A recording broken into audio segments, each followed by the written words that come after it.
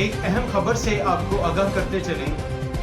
اسلام آباد high court نے بانی P T I Imran Khan صاحب کو 190 ملین ریفرنس کیس میں ضمانت پر رہا کرنے کا حکم دیا ہے اور یہ ضمانت منظور اس عوض کی گئی ہے۔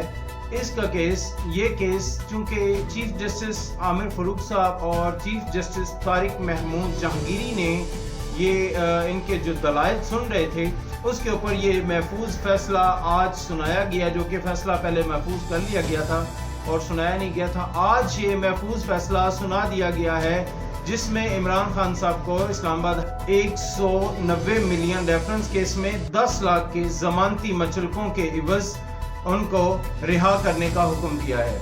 اب دیکھا جائے گا کہ خان صاحب کو رہا بھی کیا جاتا ہے یا پھر دیگر اور جتنے بھی کیسز بنائے گئے تھے خان صاحب کے اوپر، ان کیسز کو بنیاد بنا کر خان صاحب کو مزید جیل کے اندر رکھا جائے گا۔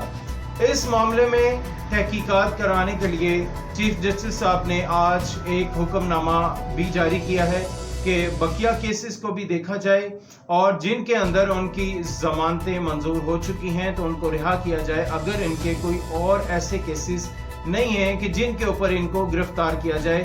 اگر ان کے اوپر کوئی ایسے کیسز اور نہیں ہیں جن کی بنا پر ان کو مزید جیل میں رکھا جائے تو ان کو پھر رہا کر دینا چاہیے۔ اب دیکھتے ہیں کہ حکومت اس معاملے میں کیا لاہ عمل اختیار کرتی ہے اور جو پی ٹی آئی کے جتنے بھی ورکرز ہیں اور پی ٹی آئی کے جو لیڈرشپ ہے وہ اس معاملے میں کیا موقف دیتی ہے۔